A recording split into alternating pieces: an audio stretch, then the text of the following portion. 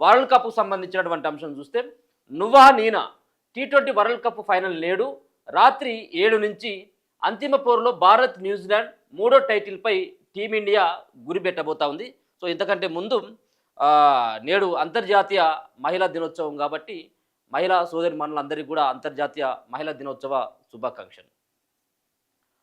So ఒకసారి చూసుకోవచ్చు, మొన్న జరిగినటువంటి దక్షిణాఫ్రికాతో జరిగినటువంటి మ్యాచ్లో న్యూజిలాండ్కు సంబంధించినటువంటి ఫిన్ అలెన్ అనేటువంటి బ్యాటర్ ఎవరైతే ఉన్నారో 33 బంతుల్లోనే సెంచరీ చేసి ఒక విధ్వంసాన్ని సృష్టించడం జరిగింది.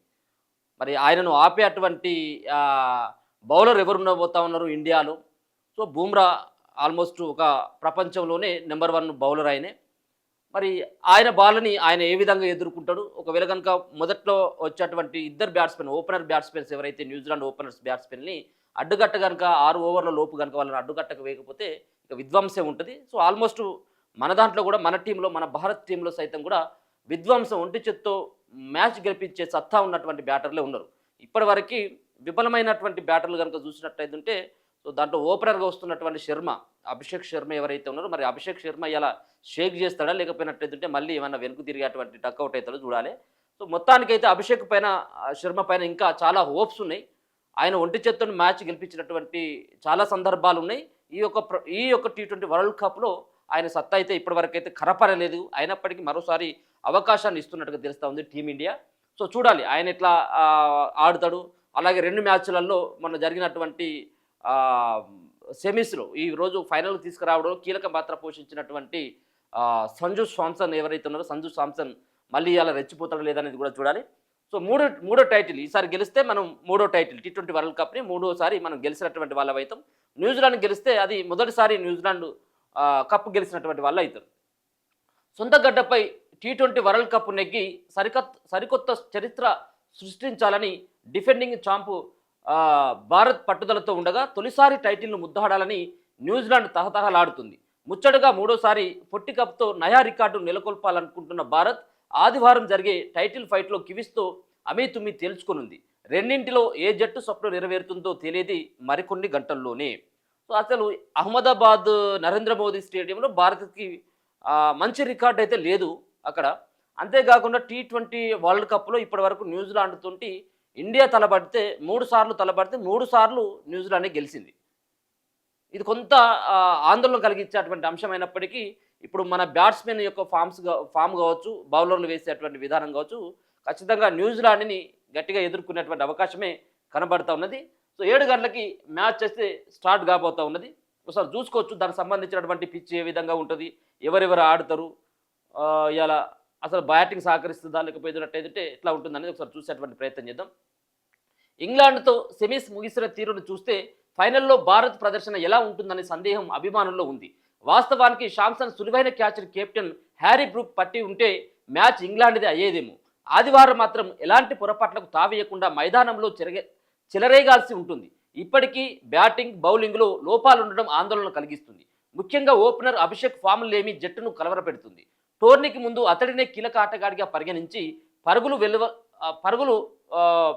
వెలువెత్తిస్తాడనుకుంటే పవర్ ప్లేలోనే వెలుగు తిరుగుతున్నాడు. ప్రత్యర్థి జట్లు కూడా అతన్ని కట్టడి చేసేందుకు వ్యూహాలతో వచ్చాయి. ఆరంభంలోనే 3 సార్లు ఆఫ్ స్పిన్నర్లకు దొరికిపోయాడు.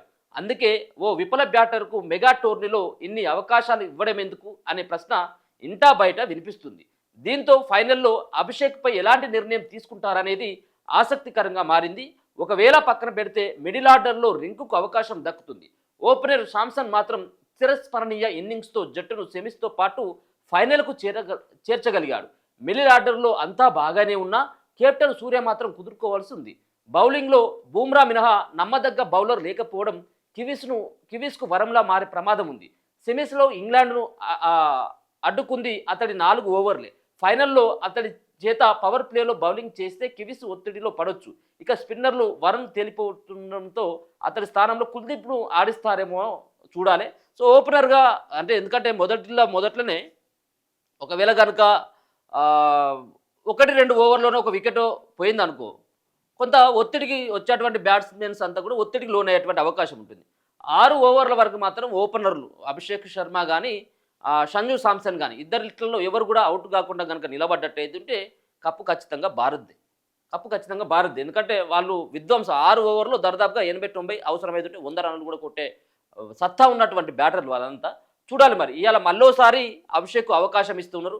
మరి చూడాలి మరి టాస్ తర్వాత చూడాలి. మరి అభిషేక్‌నే ఉంచుతారా? లేకపోతే రింకు సింగ్‌కి ఏమైనా అవకాశం ఇస్తున్నారా? వరుణ్ చక్రవర్తి కూడా అంత పెద్దగా స్పిన్ తోటి పెద్దగా వికెట్లు కూడా పడగొట్టట్లేదు. మరి ఇది ఆయన స్థానంలో కుల్దీప్ యాదవ్‌కి ఏమైనా ఛాన్స్ ఇస్తారో కూడా చూడాలి. ఇలా ఒత్తిడంతా కూడా భారత్ పైనే ఉంటుందని షార్ట్నర్ అంటా ఉన్నాడు. ఎందుకంటే అక్కడికి వచ్చేటువంటి అభిమానులంతా కూడా చాలామంది ఇండియాకు సంబంధించినటువంటి ఇండియాకు సపోర్ట్ చేసేటువంటి వాళ్ళే ఉంటారు. దర్దాపుగా 1,00,000 మందికి పైన ఇండియాకు సపోర్ట్ చేసేటువంటి వాళ్ళే రాబోతా ఉన్నారట. నేటి ఫైనల్ మ్యాచ్ని ఎరుపు నలుపు మట్టి కలిపిన పిచ్పై ఆడించనున్నారు. గతేడాది ఐపీఎల్ ఫైనల్ ఇదే వికెట్పై జరిగింది. ఆ మ్యాచ్లో ఆర్సీబీ తమ 190 రన్స్ని కాపాడుకుంది. తాజా వరల్డ్ కప్లో ఈ మైదానంలో 6 మ్యాచ్లు జరిగినాయట. ఈ 6ంటిలో 4 సార్లు ముందుగా బ్యాటింగ్ చేసిన జట్లు విజయాలు సాధించాయి. గ్రూప్ దశలో దక్షిణాఫ్రికాతో ఇదే వేదికపై జరిగిన మ్యాచ్లో భారత్ ఛేదనలో విఫలమై ఘోర పరాజయం పాలైంది. మొన్న జరిగినటువంటి గ్రూప్ దశలో మనం ఒకటి ఓడిపోవడం జరిగింది. అది కూడా సౌత్ ఆఫ్రికాతో ఓడిపోయాం.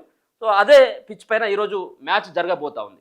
ఈ వరల్డ్ కప్లో ఇక్కడ అత్యధిక స్కోరు 213 కాగా మిగతా 5 మ్యాచ్ల్లో 175 ప్లస్ స్కోర్లు నమోదయ్యాయి. కొత్త బంతితో ఆరంభంలో పేసర్లకు బౌన్స్ లభిస్తుంది. మంచు ప్రభావం ఉండనుంది. ఇక ఫైనల్ పోరుకు వర్షం నుంచి 30 అయితే ఏం లేదు. అంటే ఇప్పుడు దీంట్లో కొట్టాలంటే 175 నుంచి పైకే కొట్టాలి. అంటే 200 క్రాస్ చేస్తేనే గెలిచేటువంటి అవకాశం ఉంటుంది. 6 సార్లు మ్యాచ్ జరిగితే 4 సార్లు ఫస్ట్ బ్యాటింగ్ చేసినటువంటి వాళ్ళే గెలిచింది. కాబట్టి ఈసారి కూడా టాస్ గెలిచినటువంటి టీం ముందుగా బ్యాటింగ్ చేసేటువంటి అవకాశం అయితే కనబడతా ఉన్నది.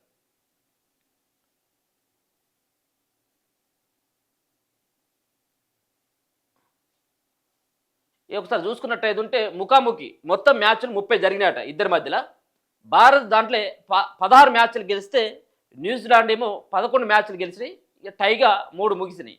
T20 ప్రపంచ కప్లో ఇప్పటి వరకు మ్యాచ్లు 3 జరిగితే T20 వరల్డ్ కప్ మ్యాచ్లో 3 భారత్ 0. దీంట్లో కివీస్ మాత్రం 3 మ్యాచ్లకి 3 గెలిచింది భారత్ పైన.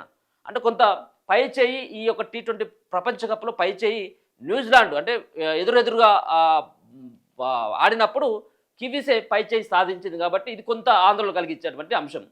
అయినా కానీ మన వాళ్ళు తక్కువేమీ లేదు. ఇప్పుడు అంత టీం అంతా కూడా మూకుమ్మడిగా కివీస్ని ఎదుర్కొనేటువంటి సత్తా ఉన్నటువంటి బ్యాట్స్మెన్ బౌలర్లే ఉన్నారు. జోష్లో కూడా కివీస్ కూడా ఉన్నది. కివీస్ని కూడా న్యూజిలాండ్ కూడా మనం తక్కువ అంచనా వేయడానికి అసలే వీలు లేదు. ఒకరిద్దరు చెలరేగిపోయాలంటే అవుటే మ్యాచ్ అంతా కూడా. సో మొత్తానికి అక్కడ ఇప్పుడు ఎవరిపైన ఉన్నది అంటే టీమిండియా సంబంధించిన బౌలర్లు మొన్న 33 బంతుల్లో సెంచరీ చేసినటువంటి ఫిన్ అలెన్ పైనే ప్రత్యేకమైనటువంటి దృష్టి, ఆయనను ఎట్లా కట్టడి చేయాలన్నటువంటి దానిపైనే వాళ్ళంతా కూడా ఫోకస్ కనపరిచినట్టుగా తెలుస్తూ ఉంది. గెలిస్తే చరిత్రేనట. గెలిస్తే మూడో టైటిల్ భారత్ ఖాతాలో పడుతుంది. ఒకవేళ కనుక ఓడిపోయినట్టయితే న్యూజిలాండ్ గెలిస్తే మొదటి ప్రపంచ కప్ T20 వరల్డ్ కప్ వాళ్ళ ఖాతాలోకి వెళ్ళేటువంటి అవకాశం కనబడుతుంది. రాత్రి 7 గంటల నుంచి స్టార్ స్పోర్ట్స్లో ఈ యొక్క మ్యాచ్ చాలా ఇలా సండేనా ఇవాళ సండే. దాంతోపాటు భారత్ ఫైనల్లో 7 గంటలకి మ్యాచ్. ఇక మామూలుగా ఉండదు. ఒక పక్కన స్టేడియంలో ఓరెత్తిపోతూ ఉంటుంది. ప్రతి ఇంట్లో కూడా ఈ యొక్క మ్యాచ్ ఒక టీవీతో పాటు ఉన్నటువంటి చేతిలో ఉన్నటువంటి మొబైల్ కూడా ఈ మ్యాచ్కి సంబంధించినటువంటి దానిపైనే ఇక అన్ని చేతులంతా కూడా దీనిపైన కదులుతూ ఉంటాయి. ఎవరెన్ని కొట్టిళ్ళు ఏంటిది ఇది ఎందుకంటే ఫైనల్ కాబట్టి. సో చూద్దాం మరి ఎవరు గెలుస్తారు ఏంటిది అనేది 7 గంటలకు మ్యాచ్ స్టార్ట్ కాబోతా ఉంది.